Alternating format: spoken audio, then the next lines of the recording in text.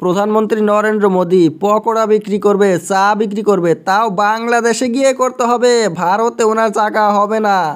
ভারতের তো 90% হিন্দুরা, মুসলমানরা মোদিকে আর চায় না। মোদির কি কাজ আছে ভারতে, তাই উনি বিদেশে যাক, বাংলাদেশে যাক, এই কথা বলছিল আসামের এমপি মৌলানা বদরুদ্দিন আজমল। মোদি মুসলমানদেরকে হিন্দু বানাতে চায় আর সংবিধান বদল করতে চায়। এই ধরনের নেতা আমরা চাই না, আমাদের দরকার নাই। তাই উনি দেশ ছেড়ে দিক, এমন কথা বলছিল আজমল। তাই আজমলেরই আজকে চা বিক্রি করার মতো অবস্থা হয়েছে, দেশ ছাড়ার মতো অবস্থা হয়েছে। কারণ ওনার পার্টির একটা এমপিও নাই।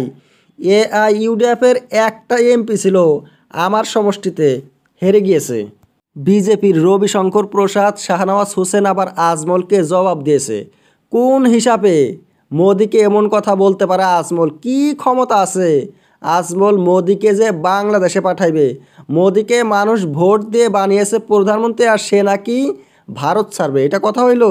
শাহনওয়াজ হোসেন কি বলছে? বলছে এই যে আজমলের যে পার্টি, এইটা হয়েছে বাংলাদেশিদের জন্য পার্টি।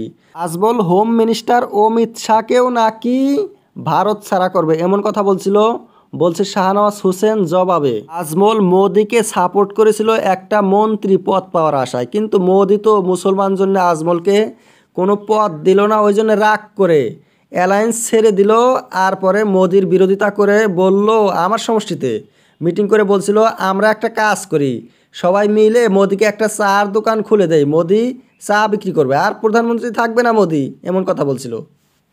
আজমলও সেই নীতিশ কুমারের মতো, একবার কংগ্রেসের সাথে একবার বিজেপির সাথে। যখন মোদির সাথে থাকবে মোদি খুব ভালো, বিজেপি খুব ভালো, যখন ছেড়ে দিবে মোদিকে একদম খারাপ মোদি, মোদির মতো